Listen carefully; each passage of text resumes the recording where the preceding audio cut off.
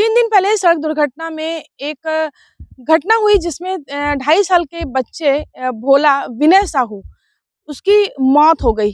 लेकिन घटना के दौरान बच्चा गंभीर था और गंभीर हाल में जब सुपेला से उसे रेफर किया गया तो नजदीक के निजी हॉस्पिटल पॉश हॉस्पिटल में उसे एडमिट किया गया और इसी बीच उसकी वहां पर मौत हो गई। लेकिन हॉस्पिटल की लापरवाही देखिए, परिजनों को ये नहीं बताया कि बच्चे के शव का पोस्टमार्टम होना जरूरी है और परिजन बेचारे बच्चे के शव को लेकर के आए। उन्होंने विधि विधान से उसे यहाँ पर दफनाया।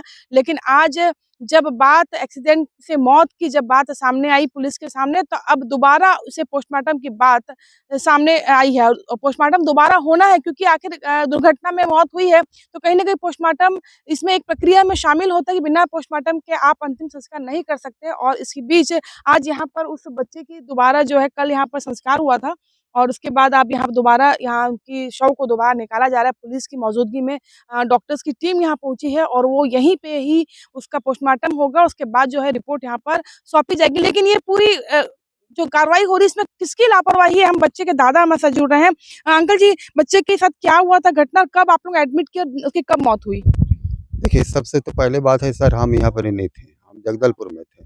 हमको 7 सवा 7 बजे हमारी बहू हमको खबर किए, तो हम वहाँ से फिर तुरंत आपस हम सवेरे तक से यहाँ आ गए बस पकड़ के आए, फिर घर गए अपने। घर से फिर और बच्चे आए हुए थे मेरा, वो सबको लेके फिर हम 7:30 बजे पर्स हॉस्पिटल गए। जब तक से बच्चे को हमारे मौत हो गए थे, ये लोग मरचुरी में डाल चुके थे। डाले पोस्टमार्टम वगैरह कुछ बोला नहीं आप लोगों को? शव ऐसे दे दिया? कितना बिल लिया था उन्होंने? ओ, ए देवा 15,000 रुपये लगभग ले चुके हैं बिल। आप लोग कब संस्कार कब किए बच्चे का? बच्चे का संस्कार 13 तारीख को किया हम लोग। हाँ, 13 तो तारीख। आप लोगों को कैसे सूचना मिली कि दोबारा बच्चों को पोस्टमार्टम के लिए खोदना है? कल हम लोग थाना गए हैं, तब हम लोग को पता चले। हम लोग को नंदिनी थाना से हम लोग को बुलाया है, तब जाके पता चले। हेमचंद साहू। यहाँ पर एक बच्चे का पोस्टमार्टम दफनाया गया था, फिर खुदवा के फिर से करा, क्या वजह थी इसमें? विनय साहू 2.5 साल की उम्र में 12 तारीख के इस महीने की सुपेला अस्पताल आए हुए थे। उनको वहाँ से प्राथमिक उपचार देकर जिला अस्पताल के लिए रिफ़र किया हुआ था, परंतु रोड ट्रैफिक एक्सीडेंट था और वहाँ जाने के बदले वो पल्स हॉस्पिटल चले गए और पल्स हॉस्पिटल में जाने के बाद वहाँ इलाज के दौरान उनका मृत्यु हुआ और अगले दिन शव जो है बिना पोस्टमार्टम के परिजनों को सौंप दिया गया। मृत्यु का कारण जानने के लिए आज उनका यहाँ पोस्टमार्टम तो एक्सहूमेशन द्वारा बॉडी को एक प्रोसीजर होता है, एक्सहूमेशन उसके जरिए हुआ। क्या वजह होती है कि एक्सीडेंटल जैसे इस तरह की घटना में पोस्टमार्टम क्यों जरूरी माना जाता है? देखिए, मृत्यु का कारण जानने के लिए हर समय पोस्टमार्टम करवाना अनिवार्य रहता है। इट इज मेडिकल और जिस तरीके से हॉस्पिटल वाले इंफॉर्मेशन की जिम्मेदारी किसकी होती है? अगर कोई हॉस्पिटल में एडमिट है तो किसकी जिम्मेदारी होती है सूचना देने की पुलिस को? इसमें जो ड्यूटी में जो डॉक्टर रहते हैं, कैजुअलिटी डॉक्टर या जो इंचार्ज रहते हैं, उनको देना रहता है जानकारी, पुलिस को देना होता है। जी नहीं, हम लोग को कोई सूचना नहीं था पोस्टमार्टम कराना। हमको 100 दिया, हम 100 ला के यहाँ देह संस्कार किए हैं। उसके बाद में हमारे बच्चे को, लड़का को सुपेला थाना बुलाया गया। सुपेला थाना में पूछा गया कि आपका पोस्टमार्टम हुए हैं? हमारा लड़का बोले कि नहीं। हाँ, घुमाया, फिर पूछे हैं, फिर छोड़े। फिर जामुन थाना से भी आए थे, फिर जामुन थाना वाले भी लोग भी लेके गए थे कि क्या किए हैं आप बच्चे को? हम बोले हम लोग तो दफनाया तो पोस्टमार्टम किए क्या? हम लोग को हॉस्पिटल वाला पोस्टमार्टम के लिए बोला ही नहीं है, तो हम कैसे पोस्टमार्टम करें? पोस्टमार्टम करने के लिए बोलेंगे सर, तब ना पोस्टमार्टम करेंगे। हैं?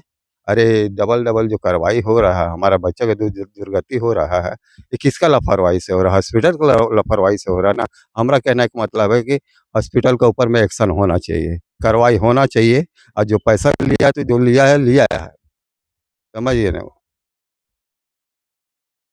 हेमचंद दिनांक 12/10/24 को 3:30 बजे के लगभग जो है एरोड्रम नंदिनी के पास में बाइक और एक्टिवा में एक्सीडेंट हुआ था, जिसमें एक्टिवा में जो है बच्चा था अपने परिजनों के साथ जो गंभीर हालत में था, जिसे ट्रीटमेंट के लिए हॉस्पिटल भेजा गया था।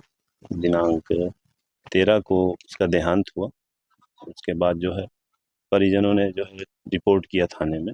रिपोर्ट के बाद में चूँकि एक्सीडेंट का मामला था और पोस्टमार्टम आवश्यक है, इसलिए प्रक्रिया के तहत ये किया जा रहा है। हॉस्पिटल ने सूचना दी थी कि नहीं दी थी आप लोगों को? हॉस्पिटल से सूचना हमारे पास नहीं आई थी। आने के बाद जो है हमने परिजनों को बुला के जो है रिपोर्ट दर्ज किया है और जो है कार्रवाई किया जा रहा है। घर में किसी की मौत होती है तब माना जाता है कि अंतिम संस्कार के बाद उसे सद्गति मिलती है और उसे मुक्ति मिलती है। लेकिन यहाँ पर 2.5 साल के बच्चे की सद्गति के लिए परिजनों ने अंतिम संस्कार तो किया, लेकिन आज उसके शव की दुर्गति हो गई, सिर्फ और सिर्फ पल्स हॉस्पिटल की लापरवाही की वजह से। हॉस्पिटल संचालकों को गाइडलाइन दी जाती है कि अगर कोई एक्सीडेंटल केस या कोई भी ऐसा मामला आता है जिसमें मौत के कारण जानने ज़रूरी होते हैं, उसका पोस्टमार्टम किया जाना है मौत के बाद। लेकिन हॉस्पिटल वालों ने परिजनों को यह नहीं बताया और केवल शव को सौंप दिया। बच्चे की मौत के बाद जब परिजनों को शव मिला तो अगले दिन उन्होंने क्रियाक्रम किया, अंतिम संस्कार किया और कुरुद के इस मुक्तिधाम में उसे दफन भी किया।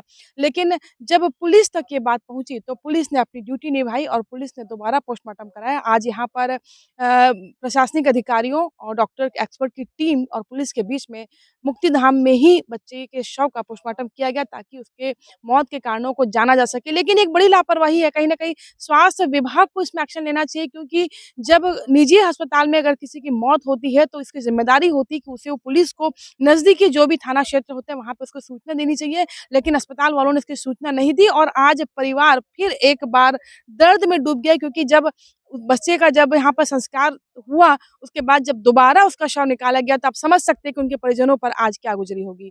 कोमल धनेसर, IBC 24 भिलाई।